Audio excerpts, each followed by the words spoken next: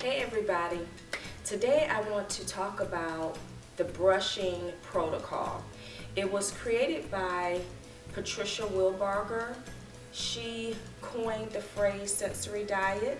So when you hear people talk about the brushing protocol, know that that's where it originated. And in order for it to be effective, you have to do it at least 7 consecutive days. This is what I recommend to my parents, and to do it every 3 hours when their child is awake. So I don't instruct them to wake them up in the middle of the night, but don't let them take an extremely long nap during the day. Keep up with the schedule during the day. So how often do you brush them now? I know it's like just as needed. As needed. Yeah. A lot of times if we go somewhere where it's very busy or crowded. You do it beforehand. Yeah. I implemented this strategy with my son, and by the 3rd day, I would say that the every 3 hour schedule felt like every 30 minutes.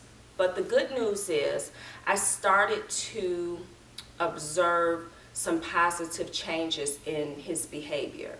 So that is motivating when you begin to feel a little bit overwhelmed, that you will see the positive change in your child's behavior.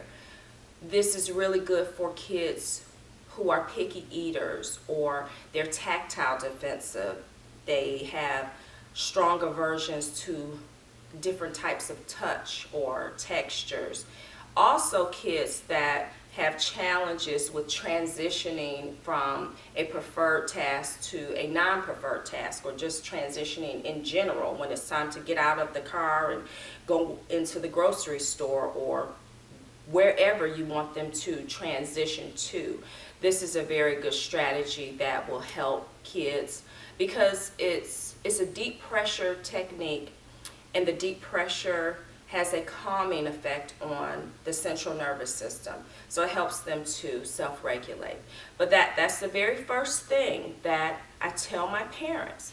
You have to commit to 7 consecutive days, at least 7 consecutive days, every 3 hours. Some therapists may recommend 14 consecutive days.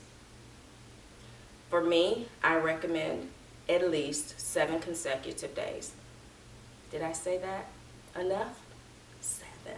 Then maybe you know someone whose child is receiving services from an occupational therapist, and see if you could just get an evaluation and talk to them about this brushing protocol, because I don't know the underlying issues or your child's diagnosis or what's going on with them. You want to make sure they have good skin integrity. They shouldn't have any open wounds or anything like that.